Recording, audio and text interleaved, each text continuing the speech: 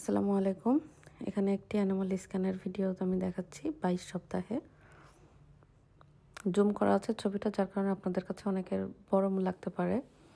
এখানে বাচ্চার facial part দেখানো হয়েছে, তার নাক, চোখ, ঠোঁট অংশ। এখন আমি যে অংশটি দেখাচ্ছি হচ্ছে বাচ্চার ব্রেনের পার্ট বা বাচ্চার মাথার খুলি। এটা সম্পূর্ণ দেখানো হয়েছে, কিন্তু এর মধ্যে ব্রেনের পরিবর্তে যে জিনিসটা আছে সম্পূর্ণ অংশটাই পানি, অর্থাৎ সেরেব্রোস্পাইনাল ফ্লুইড, যেটা আমাদের ব্রেনের যে ল্যাটারাল ভেন্ট্রিকল, তারপরে অ্যারাকনয়েড স্পেসে থাকে, সেই অংশটা এখানে ভর্তি।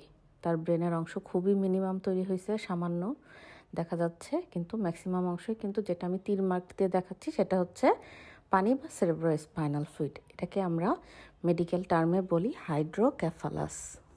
অবশ্যই এটি একটি জন্মগত ত্রুটি।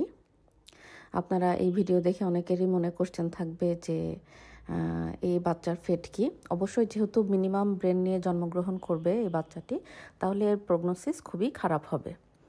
সাধারণত এই ধরনের বাচ্চারা জন্মের পরে কয়েক সময়ই বেঁচে থাকে, বা যদি বেঁচেও থাকে তাহলেও তার লাইফস্টাইল একজন সাধারণ মানুষের মতো হবে না। এরপরে যে জিনিসটা হয়, যে আপনাদের অনেকেই কোশ্চেন করবেন যে সাধারণ আলট্রাসোনোগ্রাফি, নর্মাল আলট্রাসোনোগ্রাফিতে এই জিনিসটি দেখা যায় কিনা। অবশ্যই দেখা যায়। নর্মাল আলট্রাসোনোগ্রাফিতেই এই জিনিসটি সবার আগে দেখা গেছে। তারপরে সেই ডাক্তার সাহেব মনে করেছে এটা ফার্দার আরও অ্যাসেস করা দরকার, তার আরও একটু অ্যাসেস করে আমাদেরকে আরও কিছু অ্যানোমালি আছে কিনা এগুলো এক্সক্লুড করা দরকার।